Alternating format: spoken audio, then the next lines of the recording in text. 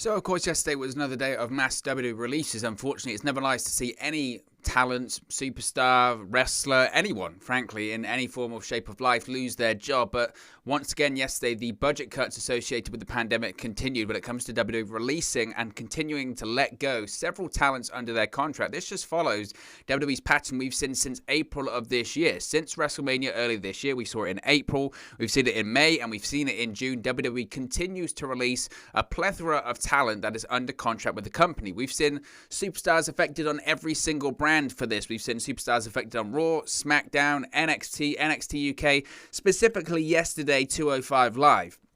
Now, several talents were released yesterday, and what was interesting about it as well, we did a live stream talking about it, and we're going to go through the names that were released today in this video. We're going to go through where I think they'll end up. You can let me know where you think they'll end up as well in the comment section below. What was interesting yesterday is we never really got any official confirmation by WWE. Usually, and so far this year, when WWE has released talent, what we have seen WWE traditionally do is put a post on their website. WWE has come to the release of X, Y, and Z. We wish them the best in their future endeavors. We didn't see that yesterday. Now, it would raise a question. Is there a difference between main roster stars being released and superstars on NXT or 205 Live? That certainly is something to discuss as well. But as I mentioned, what we're going to do in this video, there's lots of names, so we'll get through them relatively quickly. There are lots of names, and the discussion of any talent whenever they're released by WWE or they let go from any company that matter, whether it's WWE, AEW, Impact Wrestling, Ring of Honor, MLW, you name it, New Japan Pro Wrestling, whatever company it is, whenever a talent is let go or their contract expires or whatever, the discussion then moves to where next? What are they going to do next? Where are they going to go next? Are they going to stick in professional wrestling? There is, fortunately, a plethora of companies and promotions available for them to go. We're living in a time right now where arguably there is more options for a released pro wrestler than there have been for the last 20 or 30 years. Really, I mean, that genuinely is the case. So that's a positive here. So let's get into the names that were released yesterday, and let's get in where to, I think, certainly they'll go next. Now, one of the names released yesterday was Tino Sabbatelli. Now, this is a really interesting one because, of course, Tino Sabbatelli was well known in WWE from 2016, 2017, 2018, that period of time, made some appearances on NXT during that period of time. He was released by WWE in, I believe, it might have been during the budget cuts last year, in April of 2020, as part of those budget cuts associated with the pandemic. Subsequently, he did a couple of appearances on AEW Dark, and he was at a couple of AEW television tapings as part of that AEW Dark taping. Now, last year, for a plethora of AEW TV specials that were taped, like Fyter Fest, etc., the results were leaked online. They were leaked on Reddit. Obviously, they were a closed set, so people were saying, how did those results leak online? The only people that were at those tapings were wrestlers themselves. There was no fans at those tapings during that period of time. Now, it was subsequently rumored, I emphasize the word rumored there, it was rumored that Tino Sabbatelli was the guy behind those leaks. He was obviously not invited back to any other AEW television tapings, and he was subsequently rehired by WWE later that year. What I will say about Tino Sabbatelli and about those AEW leaks, because I know a lot of people, Chris Jericho even indicated that it was Tino Sabbatelli. That's who the AEW officials and AEW locker room had indicated that the leaker was Tino Sabbatelli. What I will say about that is I don't know. I don't know if Tino Sabbatelli was the guy behind leaking out those results. What is interesting, though, is that once he left and he was re-signed by WWE, those leaks continued. And that would indicate that maybe Tino Sabbatelli wasn't the guy. Maybe he was the guy, and then maybe someone else started to leak them out as well. Who knows? But he certainly got the ire, shall we say, of the AEW fans once he was tarred with that brush by Chris Jericho. Never made an appearance back with NXT, as far as I'm aware, after re-signing with the company. As to where he goes next, well, obviously AEW isn't going to be an option, so I don't see him going back to WWE again. It would be fascinating if he went back once again. I mean, that would be the third time that he would have been under contract with WWE, so I don't necessarily see him going back to there. I don't see him going back to the NXT brand. Again, don't see him going back to AEW, even though at this point it does look unlikely that Tino Sabbatelli was the guy that was leaking those AEW results last year. It doesn't look like he'll go there. So what other options are available to him? Well, obviously, there's the likes of Impact, and I will put this up here now, actually. It's a good point, because I did want to mention this. I do videos like this quite often. Whenever there are releases, we try and look into the future, do a few predictions, try and say where next, what's next for them. Sometimes I say Impact Wrestling a lot. I cover a lot of Impact Wrestling here on the channel. We do daily Impact Wrestling videos. After I record this video, I'm going to record the Impact Wrestling daily news video. I'm going to post it out later today. Obviously, I cover Impact Wrestling. We talk about them a lot here on the channel. For a lot of these guys today, I am going to say probably that Impact Wrestling would be a good destination for them. And I will explain why, but I am anticipating already the comments that say, well, you know, everyone can't go to Impact Wrestling. And it's true. I don't think every single name on this list is going to go to Impact Wrestling. I don't. Because they obviously cannot hire all of those people. But if you look at the names that were released yesterday by WWE, none of them really, and I mean no disrespect by this, but none of them really are top tier talents. They were on NXT, they were on 205 Live, which is a smaller show that doesn't get a lot of attention or eyeballs on the network or anything like that. They are smaller talents. I don't think many of them will go to AEW, frankly, because that is a bloated roster, and how do they stand out there? There might be a couple that appear on Dark and Dark Elevation. That's absolutely a possibility, but as far as getting on Dynamite, who knows? Tino Sabbatelli, could I see him going to Impact? I could see him showing up there. I could. I'm not going to say he goes there, though. I think a place like MLW would suit him better. So I'm going to say an MLW. I think that look fits him better. We saw some recently released NXT stars already signed with MLW. I think Tino Sabbatelli could be the same. I think Court Bauer would know exactly what to do with him. I think he has the look that Court Bauer is looking for MLW. And I could just... Again, and these are all just predictions. I don't know anything. I don't know about, you know, contracts or discussions or anything like that. All I can just try and think of, I try and with these, this is my rationale for these kind of things. I try and sort of almost close my eyes and say, where can I see that person going through the curtain? Where can I see that person in the ring of that company? And MLW just sticks out for Tino Sabbatelli. So I'm going to say Tino Sabbatelli goes to MLW. But again, could be wrong. Have been wrong before. Ariya Daivari was another name. Now, again, you'll be able to see going through this, the recurring theme here is 205 Live. A lot of the talents released yesterday were part of the 205 Live show. Ariya Daivari was a staple of that show, along with Tony Nese, who was also released. We'll touch on him in a second. Ariya Daivari, a lot of people were saying, well, he's going to go to Impact, right? He's immediately going to go to Impact Wrestling. That's where his brother is, Shawn Daivari. That's not the case. Shawn Daivari was working with Impact Wrestling as a producer and a talent after leaving WWE last year, or earlier this year, whenever it was. However, Shawn Daivari has recently been rehired by WWE. Daivari, once again, is a producer backstage with WWE. We saw him on an episode of Monday Night Raw a couple of weeks ago. I think it was during the Charlotte Flair and Rhea Ripley pull-apart brawl. We saw Daivari on that show. So he, once again, is a producer backstage for WWE. So after only being hired, back in the company for something like 2 weeks, his brother's already let go, so they never really had the opportunity to work with each other again. I think about Daivari, and both of them, Ariya Daivari and Shawn Daivari, they did, it might have been on the first WWE Saudi show, I think it might have been the Greatest Royal Rumble or something like that. They had this bizarre, absolutely bizarre segment in the ring that was so like just propaganda, where it was something like, obviously, they've both got, I think, a heritage from Iran, and you had these Saudi Arabia wrestlers in the ring, and the Saudi Arabia wrestlers squashed the wrestlers from Iran, had the Iran wrestlers be squashed by the Saudi wrestlers in the ring, and it was just, again, this bizarre propaganda segment that I people really didn't get. Myself, I really did not get it. It was bizarre, but Ariya Daivari since then, look, as I mentioned, he's become a staple of 205 Live. As to where I would see him ending up next, well, look, he has connections in Impact Wrestling. I think that's probably worth saying. He certainly has connections there. Of course, his brother, as I mentioned, Shawn Daivari, was a producer there, so it's not as if that, the Daivari family isn't well known there. I'm sure that Shawn, easy for me to say, can have some conversations, and I'm sure that would probably open some doors. And look, Ariya Daivari and a lot of these guys that are on 205 Live, if you're looking to go like to like, and if you're looking to go from the Cruiserweight division from WWE, logic would suggest you would go to the X division. Now, of course, the X division isn't a Cruiserweight division. It's got a misconception as that in Impact Wrestling, but someone like Ariya Daivari, absolutely, he could fit in, I think, in the X division. I think he has a different kind of style, not the traditional high-flying cruiserweight style, but a different kind of style, which suits perfectly, frankly, when it comes to the X division. So I would say Ariya Daivari could certainly make an appearance in Impact Wrestling, especially when you consider again, when you consider the Impact Wrestling are having a renewed focus on the X Division going forward. The Impact Wrestling have openly stated, and it's been widely reported, that they're trying to elevate that X Division Championship up to a similar level to the World Championship. That's why you're having Iron Man matches. That's why you're having Ultimate X matches at Slammiversary. That's why Josh Alexander is getting the push that he's getting. So I could certainly see Ariya Daivari coming. Look, Sean Daivari in Impact Wrestling had great success. He was a former X Division champion as Sheikh Abdul Bashir.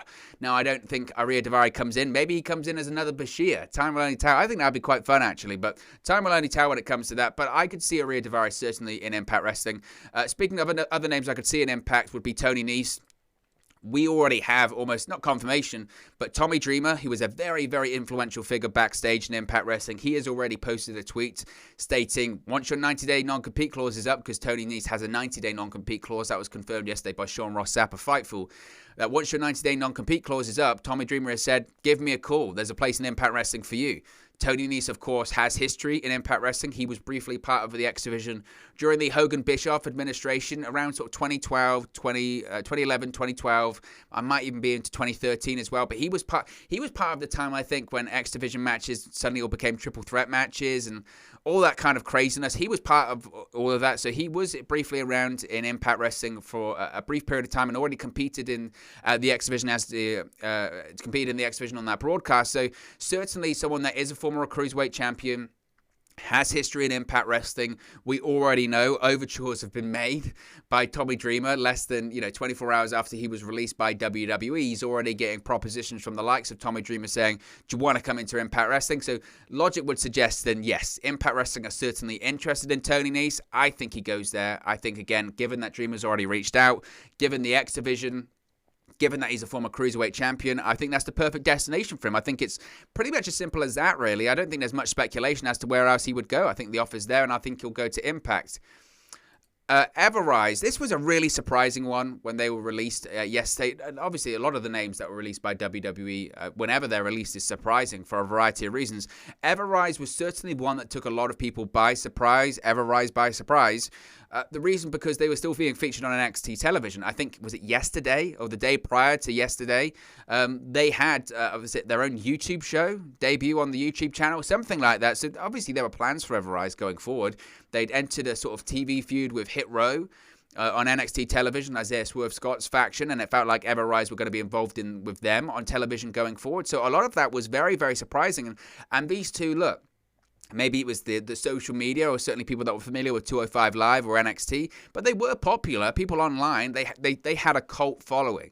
And you had people actively, like Kevin Owens being a big proponent of them. He was wearing Everrise t-shirts on WWE television, again, because he was big fans of both these guys. Of course, I think they're both Canadian. They're French-Canadian, I think, as well, something like that. Or they certainly worked in Canada. I think that plays up to that as well.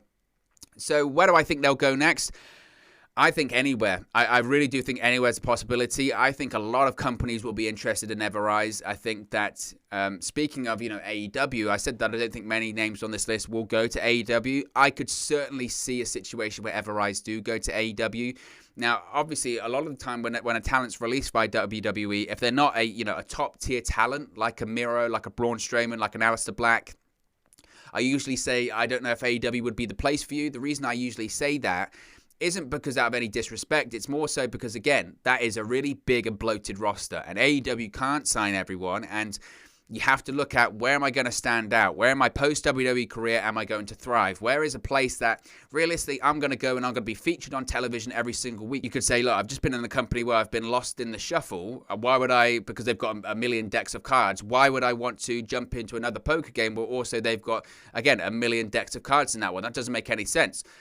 There could be an argument, certainly, that Everrise could get lost in the shuffle when it comes to AEW. Their tag team division is immensely deep, considering the talents they have there, whether it's the Young Bucks, whether it's the Lucha Brothers, whether it's Blade and the Butcher, Best Friends, Santana and Ortiz. I mean, the list can go on and on of talents that they have, and they're actively always having new tag teams, whether it's FTR come in or whoever. I mean, the tag team division there is endless, absolutely endless, and you also have other people team up from occasion, whether it's Kenny Omega and Hangman Page or Jon Moxley and Eddie Kingston. So tag teams are formed in addition to that too.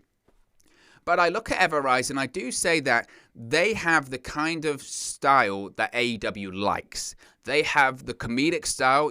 Put it this way, I can picture seeing someone like Everrise on Being the Elite.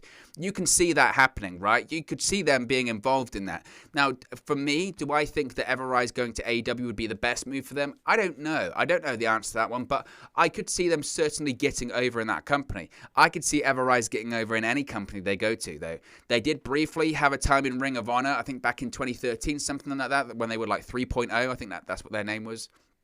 So they could go back to Ring of Honor. Obviously, they've got history there. That would certainly make sense. Impact, I think of something that, obviously that I mentioned earlier, the focus for Impact at the moment is on the X division. There certainly, I think, needs to be a renewed focus on the tag team division. The tag team division has been slightly decimated over the course of the last 12 months. They had the North, of course, they split up. Ethan Page is now in AEW. Josh Alexander is the X division champion in Impact. You had the Motor City Machine Guns. Alex Shelley, of course, currently can't wrestle because of circumstances outside of his control. So you've got tag teams that were there that aren't there anymore. Ace Austin and Madman Fulton are still a group, but they're not really competing for tag team titles anymore. The Good Brothers are all over the shot. They're in Impact, but they're also in AEW. They're also in New Japan Pro Wrestling. And you've got Violent by Design. They just retained the tag team titles this past week. But when I'm looking at the field there and I'm saying, well, who's going to challenge them next? There aren't many names. So I could see Everrise in Impact Wrestling. I could see them being very successful in Impact. But again, I think it's really difficult to rule out any company for them because I think every company will be interested, whether it is Impact, AEW, Ring of Honor, easy for me to say, MLW, whatever. I really could see any company. If I had to bet, I know, and this will be part of the Impact news video we do later today, I know Carl Anderson has publicly tweeted that he wants Everrise in Impact. That could mean something, but again, the Good Brothers are in 3 different companies right now. Obviously, they have the contract of Impact Wrestling, but they also are doing appearances for New Japan and for AEW. And again, I could totally see an Everrise be an interest to AEW. I really, really could, because I think they fit the comedic style they're looking for. And again, I can picture them being on Being the Elite. So that one is a real possibility. Now, another tag team that was released yesterday by WWE was Breezango. Now, these are two of the biggest veterans on the WWE roster. Realistically, Tyler Breeze was part of the original NXT once Triple H first took it over. He was a big star part of that. Johnny Curtis, Fandango, goes way, way before even that. He was one of the original winners of NXT, whatever season it was. It might have been season 4 or something like that.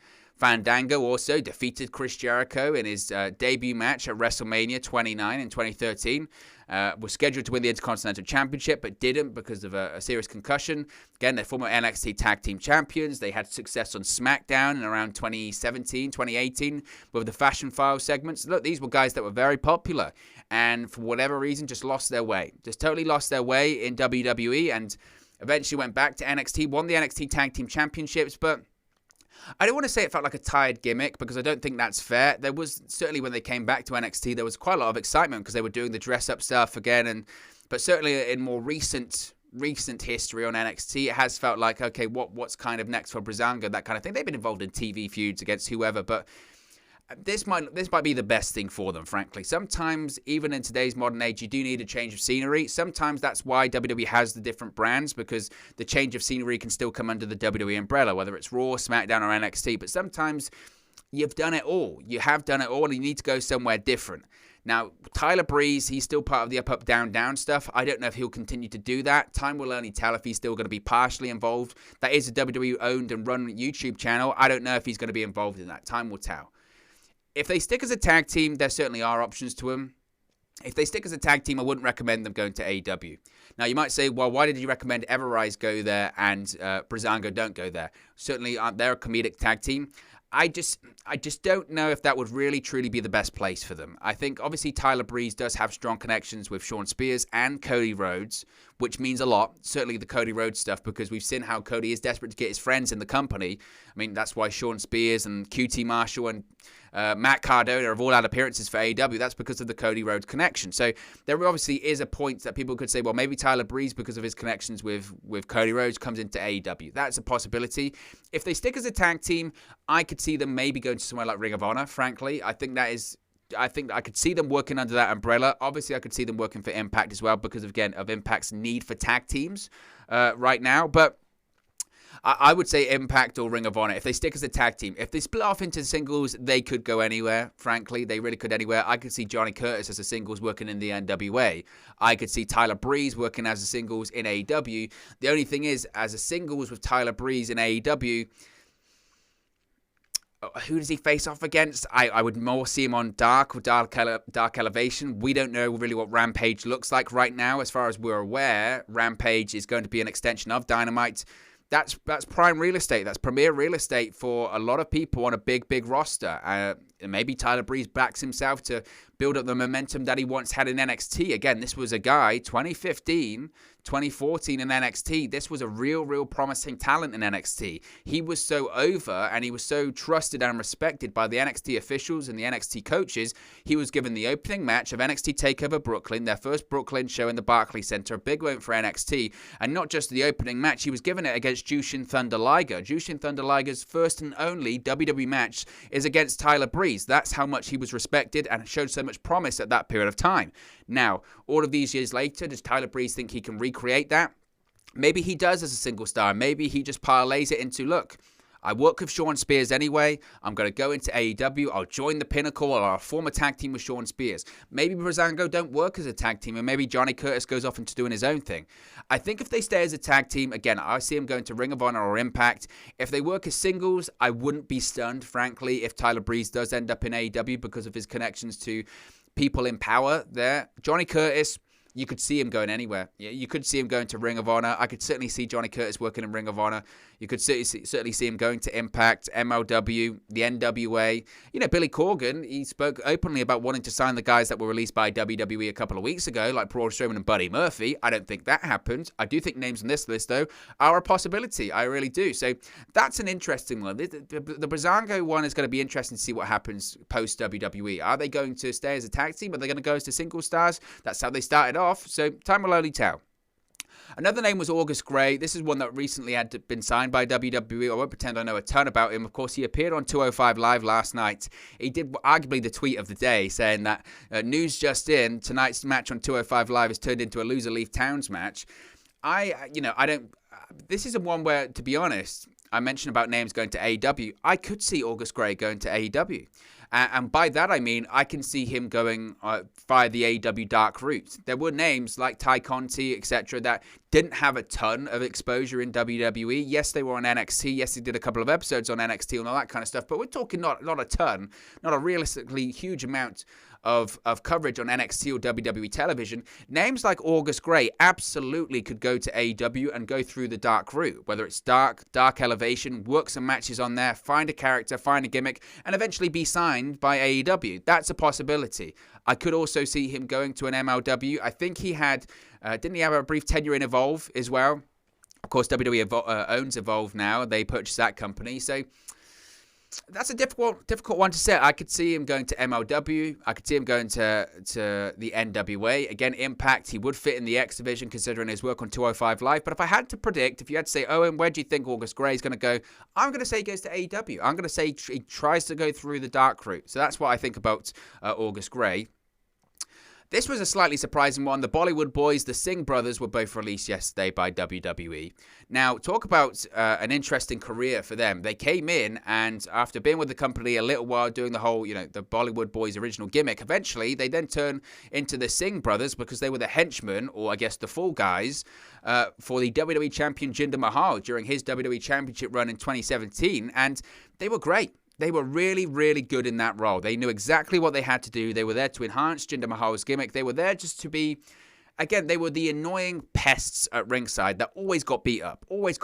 It's not like having big muscle at ringside, and that's what helped Jinder Mahal win. No, he just had the numbers game. He just had two guys that got the living hell beating out of them by every single person, mostly Randy Orton when Randy Orton, I think the Singh brothers might be best remembered for Randy Orton dropping, is it Sunil Singh on his head on the announce table at Backlash in 2017? Just brutal. Absolutely brutal. Dropped him right on his head on that announce table. It's now known as, I think, as the Singh Bomb, to be honest, but they were very good in what they did.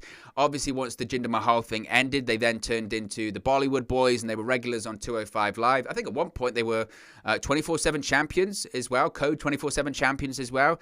these guys will have no issue getting booked. No issue getting booked because they love pro wrestling. They love pro wrestling. They were veterans, frankly, of the independent scene prior to going into WWE. They were the Ring Ka King, which was a subsidiary of Impact Wrestling. They were the Ring Ka King inaugural tag team champions, I think, when Jeff Jarrett went over to India in 2010, whenever it was, I think 2010. And he went over there to launch that Ring Ka King promotion, which was going to be Impact Wrestling's Indian promotion, if you will. The Singh Brothers were the tag team champions. I think Magnus at the time became the Ring Ka King champion. And the Singh Brothers were going to be the tag team champions for that company. Of course, it never really took off. I don't think they had any more tapings after the initial tapings, but obviously they do have a history with Impact Wrestling. So logic could suggest they go back to Impact. They could, again, and I know I've said this about a few people here, but this is the thing with the names that were released yesterday. It's difficult to pin down realistically where they will go because I think there will be offers from everyone. The Singh Brothers have a great reputation, a real good reputation. What I will say, when it comes to the Impact point of view, and again, Impact do need tag teams, from an Impact perspective, they are Canadian, so they do have those Canadian ties with the likes of Scott D'Amore, who, of course, is Canadian and an executive vice president of Impact Wrestling. Primarily, Impact at this point, even though their tapings are based in Nashville, they do have a lot of Canadian roots with Anthem as well. So I could certainly see them going to Impact. I could see them going to Ring of Honor or MLW as well. I could see them going in the NWA because Billy Corgan certainly likes gimmicks, definitely in tag teams. So I could see them going to the NWA too. Not sure if I see them going to AEW, to be honest. I think given that the fact that they work as a tag team and yes, they are comedic, but I don't see them fitting into that company and their tag team division. But any other one, I think would be lucky to have them. They are incredibly hard workers. They could, obviously, I think, why not pair them with Rohit Raju and Shira in Impact Wrestling, right? Bring back a sort of a renewed version of the Desi Hit Squad. That certainly could be a possibility. And again, they have history in that company. If you had to push me now and say, oh, and where do you think they go? I would say Impact's a real possibility for them. I really do. So it was surprising about the Singh Brothers, but they will have no issues finding work. No issues whatsoever. Another name was Marina Shafir. Now, this one, to be honest with you, wasn't totally unexpected or surprising. The reason I say it wasn't totally unexpected or surprising is because, of course, she is the wife of Roderick Strong, and people will say, well, Roderick Strong just returned to NXT this past week as part of the Diamond Mine faction. Looks like he's going to be the leader of that faction. That's true, but Jessamine Duke was released last month as part of the budget cuts. She'd been doing a load of stuff with Up, Up, Down, Down. I'm not totally familiar with everything they do on that channel, so I don't know if she still is doing stuff on that, stuff like that. But Jessamine Duke, for lack of a better term, but essentially retired almost from pro wrestling and was just focusing on doing Up, Up, Down, Down. Again, I don't know if she's continuing to do that after she's been released. Marina Shafir hadn't been really seen as an active wrestler for a while on NXT television. Her last appearance, I think, was on screen with Roderick Strong when he resigned from NXT earlier this year. She was there with him, but I don't know if there ever were plans for her to be part of the Diamond Mine faction. You could argue that there might have been. There might have been, considering the MMA background. Certainly looks like that faction is going to be an MMA-based faction, so maybe that might be why some people were surprised. But, the whole Four Horsewomen deal coming into WWE, look, there's only one left. There's only one left. Ronda Rousey, we don't know what her contract situation is with WWE right now. At the moment, she's pregnant. She's focusing on having a family. Who knows if she'll ever come back? I don't know if she will. At this point, I'm not even sure if she ever will. I don't know if she has any interest. I think she's done the WWE experiment. She doesn't like the WWE fans or pro wrestling fans that much. So I don't know if she's got any interest in coming back. Jessamine Duke and Marina Shafir, no disrespect, but they weren't exactly great. I think their best role is when they were the henchwoman for Shayna Baszler during her historic NXT Women's Championship reign in NXT. I think that was a good gimmick, a good faction there. But did they ever have the possibility of going to the main roster? I don't know. Once Ronda Rousey wasn't involved, I think it was kind of game over there. WWE, of course, wanted at one point to do the Four Horsewomen of WWE versus the Four Horsewomen of MMA, and look, it never happened. Never happened. Why? Maybe timing, maybe who knows. But there was a point in time they could have done it, maybe about 2019. Well, actually 2018 rather, but so maybe early 2019, I suppose. There was a time and place they could have done it. They didn't do it. They, whatever reason, didn't pull the trigger, or they didn't think that they could do it. And I don't even know if there's really a desire to see it anymore. I think that time's gone. And Marina Shafir, where do I see her doing? Where do I see her going next? I don't know if I see her wrestling next. I wouldn't be surprised if she retired from pro wrestling anyway. She's got a family with Roderick Strong. That doesn't mean she's just going to stay at home, but she might just go into other interests. Maybe opens an MMA gym. Maybe just goes back into MMA. Who knows? I don't know if I see her, to be honest, carry on with pro wrestling. I just don't. So I would be surprised if she goes somewhere else. So the only place I could see her would be going back to WWE to NXT to be part of the Diamond Mine faction, but that doesn't look like that's going to be the case. Another name was Curt Stallion. Again, this was another 205 Live guy. Didn't have, a ton of TV time with WWE, so I'm not going to spend too long on him. There's just disrespect to Curt Stallion, obviously. Again, it's a bit similar to August Gray. I could see him going to AEW through the dark route if he was to go to AEW.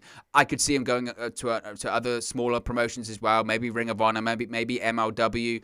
Certainly as well, and this is worth mentioning, I think, for a lot of these people that were released yesterday by WWE, fortunately, the independent scene is opening back up. That's what people that were released last year didn't have, unfortunately. There was a lot of situations last year where if you were released in April, there was no independent scene to go to because it had died. Because of the pandemic, everything had dried up. The only people running pro wrestling events were those major companies, whether it was WWE, AEW, Impact never stopped, but even people like MLW, Ring of Honor, they all stopped. NWA, they all stopped. They all had to take hiatuses. Fortunately for these guys, they're stepping into a world where independent wrestling does once again exist, and there are other companies that are open. So Curt Stallion, I mean, he could end up anywhere, frankly. I mean, I could see him just here in the independent scene. I could see him going to MLW, NWA, maybe that's the most likely destination. Again, if he's going to go to AEW, it's going to be in the dark route. But that would probably be what I would say for him.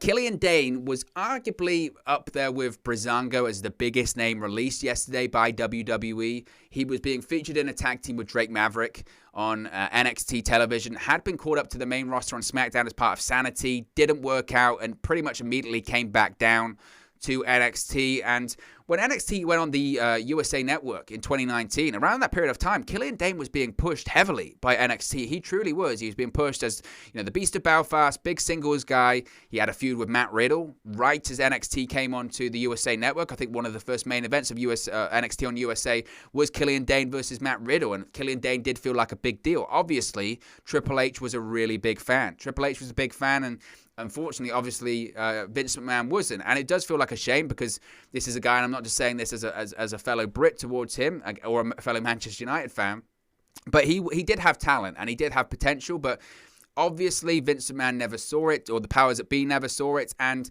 this was one of the more surprising ones yesterday, to be honest, again, because he was in a tag team with Drake Maverick. I mean, look at Drake Maverick's career. This was a guy that was released as part of those budget cuts last year. Killian Dain wasn't. Drake Maverick does that video, gets hired back, and now fast forward a year later, and Killian Dain's the one getting released, and Drake Maverick is still on the roster. It's just amazing how these things work out.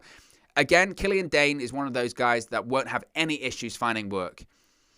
Where do I see him going? I don't think AEW. I don't think AEW. I could definitely see an Impact wrestling in his future. I think Killian Dain, I'm hesitant to say being a world champion in Impact because I think maybe that's too far. I could certainly see, and again, you have to think of it when it comes to Impact Wrestling, certainly Violent by Design. That's a faction that's being led by Eric Young. Of course, Killian Dain was also in a faction led by Eric Young called Sanity. And it was Alexander Wolf recently did an interview where he said, look, a lot of the ideas that you're seeing currently on Impact Wrestling television by Violent by Design, they were ideas that Eric Young had for Sanity in WWE. He pitched them during the initial run when there was rumors of them getting back together. That what you're seeing now is really what Eric Young wanted to do in NXT with Sanity. So I said the same about Alexander Wolf. I could see him going back to work with Eric Young as part of Violent by Design. I could certainly see that with Killian Dain.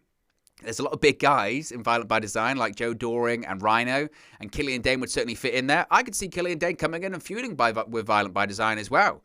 What great way, if Heath comes back, whenever he comes back from injury, what about saying, look, I knew that I couldn't beat you alone, but I brought someone that you're familiar with and brings in Killian Dain. I could certainly see that. I could see him going to Ring of Honor as well. I could see him being very successful there in Ring of Honor as well. I think he suits that style, more hard-hitting. I could see him going to the NWA as well. I think Billy Corgan has openly said, in addition to liking gimmicks, he likes big guys. He's very much a traditionalist in that sense. He wants his world champion to be over 6 foot tall and 220, 230 pounds. I think he looks at someone like Killian Dain and sees money. So again, I wouldn't be surprised if we see him up in the NWA. As far as AEW, I don't think he fits that kind of style. He's he's kind of a high-flying big guy. He certainly can do it. I just don't know if I see that.